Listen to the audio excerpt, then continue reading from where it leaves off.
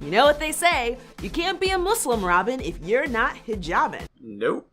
I don't want to do it. 10 seconds in, and I already regret watching this video. So, I was originally planning on doing a video on the Nation of Islam. You know, the vaguely Islamic religion that believes white people were created by an ancient scientist to be the embodiment of evil, and that there are angelic watchers aboard a large spacecraft called Mother Plane surveying all that we do. But then, I found something really crazy. Imagine my shock and horror when I realized that MTV still makes Decoded videos. And, crazier still, Miss Franchesca Ramsey, and guest, want to explain to us ignorant peasants what a liberating and empowering choice wearing the hijab can be. What? That makes zero sense. Sorry, Mr. Farrakhan. Your brand of reality divorce religious offerings will have to wait. Miss Ramsey, pass that bleach. To say all Muslim women wear hijabs would be like saying all hipster. Bad hipster jokes aside, the truth of the matter is the hijab in America seems to get a disproportionate amount of attention, considering that only 38% of Muslim American women wear a hijab in public all the time. And since Muslims only make up about 1% of the US population, this means we're really only talking about 650,000 people, which sounds like a lot, but our country is really big. But before we can understand that bigger picture, it's probably a good idea to know exactly what the hijab is and why do some Muslim women choose to wear it. Before you MTV explain what a hijab is, I'd like to touch on a couple of things that struck me right out of the gate. When you say that these Muslim American women, that modest group of 650,000, choose to wear the hijab, would they, themselves, define this as a choice?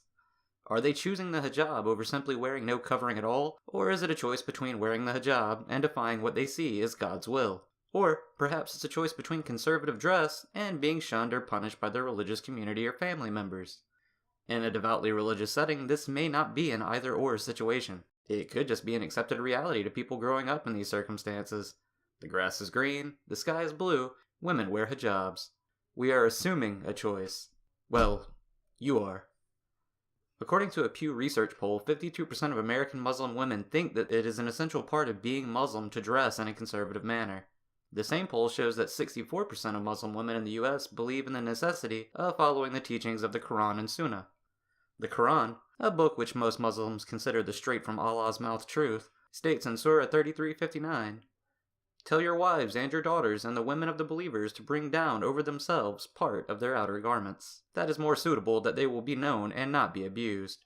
The Hadith, or teachings often credited to Muhammad, also discuss modesty of dress and are often the source of more specific hijab or veil instruction, such as seen in Sahih Bukhari. If the Prophet makes her observe the veil, then she will be one of the mothers of the believers, one of the Prophet's wives. And if he does not make her observe the veil, then she will be his lady slave. And in another Hadith, Sunan Abu Dawud, Allah does not accept the prayer of a woman who has reached puberty unless she wears a veil. So if you're a Sunni Muslim and you hold the Quran and Hadith to be literally true, it doesn't sound like much of a choice. Let's check in with my friend Faria Khan to get a better understanding. Thanks, Franchesca. Okay, for starters, what is a hijab? Good first question, y'all. In Arabic, hijab translates to cover. Alright, cool, got it. But wait, there's a twist. There is not one, but many types of veils. Yeah, it's slideshow time. First, we get that classic square scarf that covers the hair and neck, commonly worn in the West. This is what is mostly known as a hijab. This can also be referred to as a khimar or also a shaila, with a variety of ways to wear them, huh? A few minutes later. Whoa! So many variations, so many styles, so many ways to do you. We've made these religious shackles in festive designs. Seriously, if a prisoner or a slave had to wear restraints, even ones with the dankest of memes etched into them, would we say it's a choice? Because he could always choose a different meme, or he could die instead. Is that really a choice? The ever-present fear of spiritual death or divine punishment from Allah may be even more frightening than any physical torment could ever hope to be. Saying that some people choose to do it ignores the fact that many are forced to. There are several majority Muslim nations where wearing the hijab or niqab or burqa is either compulsory or supported ideologically by large percentages of the population. Even in the US, people in various Muslim communities may have different views on the necessity of a veil or covering for women. Some experiences in the more traditional communities may be well removed from what Miss Faria Khan had in the way of an upbringing, herself being a self-identified Muslim woman that obviously doesn't feel compelled to wear a hijab, niqab, burqa, etc. Some women, even in the US, may have felt required. But patterns and colors. Coming soon to Macy's.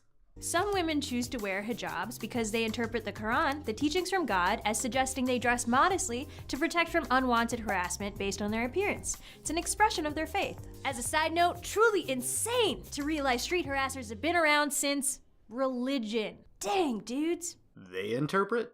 Got to that conclusion without any outside influence, did they? And according to their interpretation of the infallible word of Allah, it's preventative against street harassment. Perhaps we should compare statistics of sexual assaults in countries that have mandatory coverings with countries that don't, and see how that's working. Except most of the countries that mandate coverings also don't have any kind of reliable assault statistics. I wonder if it's because the victim can often be punished or scorned if a gender-biased burden of proof can't be met in those countries. If only the Quran could teach men not to harass. No, maybe the other one. But maybe all women should start wearing bear traps or M1 Abrams tanks. You know, to be on the safe side. Also, it's worth noting that the laws around hijab vary by country. Some countries require women to wear hijabs, such as Iran, and some countries have banned the hijab completely, such as France. However, putting laws on how women choose to express their faith and identity is repressive. That is essentially a country projecting onto a woman how she should look and act. As far as France goes, I agree that legislation against modes of dress is way too authoritarian. But to be fair, the law, titled Law of 2010-1192, Act Prohibiting Concealment of the Face in Public Space, bans all full face coverings including, but not limited to, masks, balaclavas, helmets, niqabs, and other similar apparel from being worn in public spaces. Though exceptions to this law are allowed for any Muslim woman traveling to a place of worship or in a private vehicle. And to emphasize, it really only refers to the niqab that covers the whole face. You know, the Muslim Ninjago look. I would also add that even in the Muslim world, some countries have taken some steps towards restriction on burqas and hijabs. Majority Muslim countries like Egypt, Morocco, and Kosovo having either established laws or flirted with legislation banning hijabs and burqas in certain situations. Considering these countries also have toyed with limitations on head coverings, I don't think it can be chalked up to Islamophobia. However, I do agree that forcing people to wear or abstain from certain types of dress is something I strongly object to. Keep the government off my face. But for other Muslim American women, it's not so much about religious faith as it is cultural identity. In a way, we're all just out here trying to rep who we are. Some American Muslims choose to wear hijabs because they want to express their identity to the world. Think about how, for example, some Christians like to wear crosses even if they don't go to church every week, or how vegans always find a way to bring up their lifestyle in casual conversation. Because for lots of people, being Muslim is not just about religion, it's also about growing up in a community of like-minded people, tied together by food, family, and good times.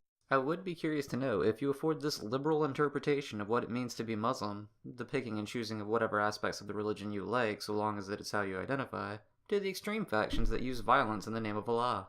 That is, the factions that hold an arguably more scripturally supported view of Islam.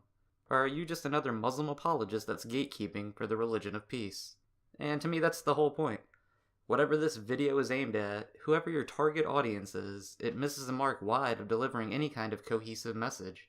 It's a shallow attempt at burning down a straw man version of the cultural assimilation argument. If some people feel uneasy around veiled individuals who identify with a religion that produces violent would-be caliphates, it's unfortunate, but ultimately understandable. And likewise, if those same veiled individuals feel persecuted or shunned by the larger community, I don't think it is the veil that actually is the problem. The burqa or hijab is just an identifiable trait of a religion with a bad history of assimilating into other cultures peacefully. Should people be allowed to wear them? Hell yes. They should also be able to choose not to, if they want. Should people assault or otherwise endanger those who in that instance choose to wear a veil? Of course not. We even have laws in our land to punish those kinds of attacks. But having an aversion to someone wearing a face covering associated with Islam is not violence. It is a generalization based on broad patterns, extrapolated from what is known of Islamic thought and applied wholesale to anyone with those trappings. Is it reductionist? You bet. And I don't advocate for that sort of thinking, but it would be disingenuous to say that it's completely unfounded. After the Inquisition, I'm pretty sure more than a few people felt leery around anyone wearing a cross. Making a hijab positivity video isn't addressing the concerns that people have with the Islamic religion. It's a red herring. The real problem with Islam, in my opinion, is the inability of many people of that faith to peacefully coexist in a multicultural world, and the dismissal of anyone acting in such a violent or contrary manner as not really Muslim by half-assed apologists. Wearing a hijab in the Western world can actually draw more attention and at times harassment to women, which is the exact opposite goal of what the Quran even intended. For example, there have been reports of women who have been attacked in public for wearing hijabs. News stories have aired of people freaking out about Sharia law when a group of young girls wearing hijabs got their own swim class at a YMCA in Minnesota. Cut dang! Unfortunately, these acts are based on a larger misinterpretation that all Muslims are somehow involved or connected to terrorism, which is simply not true. I don't equate the hijab with terrorism, nor do I think most people do. It is, in my opinion, indicative of an oppressive religious belief, a particular belief that tends to undervalue human life, female and male, and push women in many areas into passive roles, and call for many men to be ardent fighters of the faith. And I think the world would be better without both of those mentalities and any religion that is pushing them. But hey, that's just me. So what do you guys think? Is wearing a hijab a harmless symbol of faith? Is it indicative of a religious identity? Is it a choice from the point of view of those that wear it? Or is it the ultimate issue of Islam that needs to be addressed? Tell me your thoughts in the comments. And, as Allah has commanded, rain hellfire upon the infidels and strike that like button with fiery passion, my dudes. I may have paraphrased.